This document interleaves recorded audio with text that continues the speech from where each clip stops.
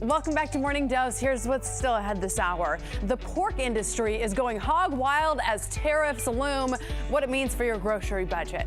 And a teen driver is faced with a pretty big obstacle, surviving a sinkhole. The scary situation as Morning Dose rolls on right now.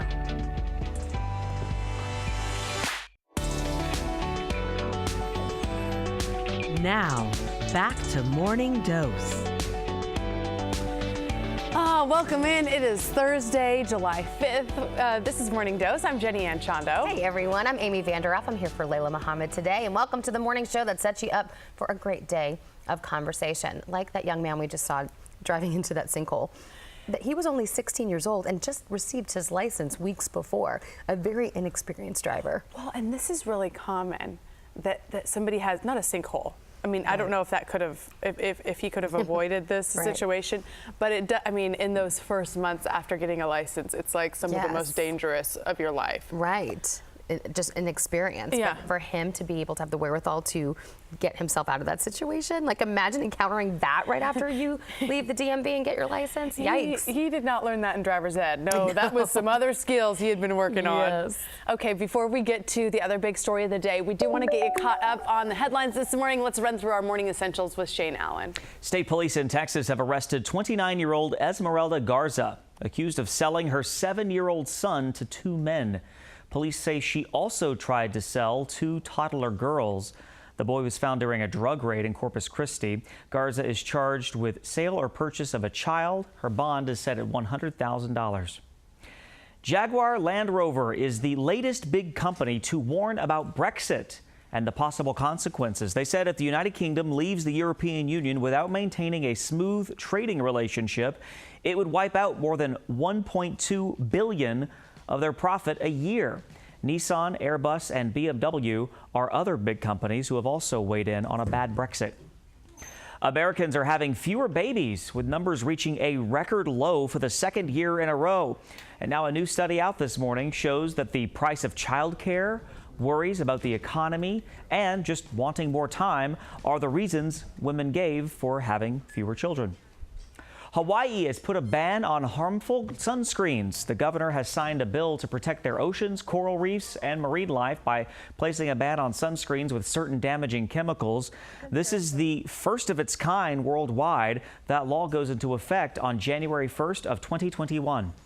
Taking a look now at the national weather radar, the Pacific Northwest temps in the lower 60s, middle 70s for our viewers in North Texas, low 70s for Southeast Texas.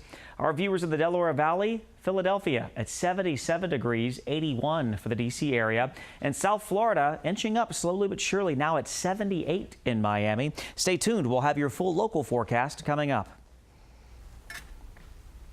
All right, you're waking up watching us here on Morning Dose, enjoying your breakfast, maybe having some eggs, bacon, or sausage. Oh, but you may want to start conserving a little bit. Some of the products in terms of the pork products you eat. Another round of tariffs are expected to hit tomorrow. First of all, there's going to be a $34 billion tariff on Chinese imports. In turn, China plans to hit back with a 25% tariff on U.S. pork imports. That's leaving American pig farmers more and more concerned they will lose a significant amount of money.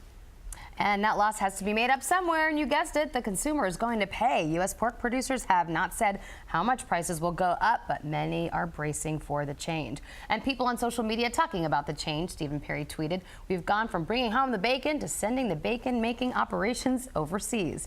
Another person adding, China and Mexico should charge U.S. tariffs, but they don't have to go hog wild. And the looming tariffs generating a lot of debate on and fear about what's next. Shane Allen has the breakdown on some other areas that could be seeing an increase. Shane? Yeah, tariffs are already in place for some industries, like the 25% tariff on imported steel and a 10% tariff on aluminum. Those took effect in March. But PBS broke down some common U.S. tariff products to give you an idea of how this could actually affect you at home. The highest tariffs are expected on clothing and shoes. Currently, the tariff is a little more than 8%, and that's expected to go up to 67%. Sneakers are expected to get a big hit. Running shoes, about 20%. High tops like basketball shoes, 37.5%. Men's leather shoes carry an 8.5% tariff, and women's leather shoes a 10% tariff. And it's not just the Chinese tariffs. Canadian tariffs are hitting soup and soda makers. For instance, Campbell Soup faces a 10% tax on its soups, broths, and tomato products after also being hit by the U.S. tariffs on steel and aluminum for their cans. Tariffs on peanut butter and orange juice are adding to rising costs from companies like Smucker's and PepsiCo. Now, it may seem like a lot of tariffs, but the United Nations Conference on Trade say that more than half, 54% of all imported goods actually face no tariff at all. Who knew, ladies? Shane, thanks so much for the update. Well, Stormy Daniels' lawyer, that's Michael Avenatti, who says he may run against President Trump in 2020, may want to think twice. The Justice Department says Avenatti made misrepresentative actions in a bankruptcy case involving his former law firm, and that he owes more than $450,000 in unpaid federal taxes. Avenatti's former firm, that's Egan Avati LLP, agreed in January to pay more than $2 million in back taxes and penalties to resolve a bankruptcy case involving the firm. Court documents show some of the money was paid, but attorneys for the government said it may that the firm still owed a portion of the unpaid tax money. So there is a hearing set for the end of this month to discuss the non-payment. See, these are the things that come out once you announce that you're going to run for office. So. Yeah, you know, that's funny. And my husband always says, I would never want to do that just because, you know, you want to be on the up and up with everybody and all your friends. And no matter who you are, someone will find something about you. Okay, so the co-author of President Trump's book, The Art of the Deal, is coming out and bashing the president over a recent tweet. Trump took to Twitter to bash the critics who took on his frequent misspellings and grammatically incorrect tweets, defending his ability in a post that also had some misspellings. So there's the post right there. Well, Tony Schwartz quickly responded in a tweet saying he is incapable of reading a book, much less writing one. Schwartz has frequently pointed out that Trump had very little to do with writing the book that bore his name, leaving all the work to his ghostwriter. The president has denied claims that Schwartz wrote the book until recently, when he says Schwartz was only a co-author. Schwartz was only a co-author. I already said that. But it bared repeating. You just wanted to make the point for those at home. Schwartz saying he was more of a ghostwriter, Trump saying he was more of a co-author. Aren't ghostwriters not to say anything at all? Isn't that why they're ghostwriters?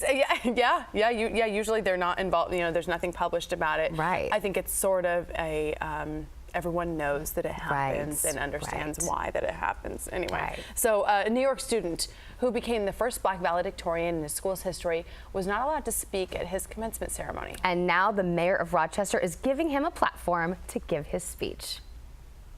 First, I would like to thank my mom and dad. Anybody that really knows me knows my mom, and she don't play. She made sure I went to school and I had what I needed. She made sure that I had good grades, and she always told every teacher, if it's a problem, then call me.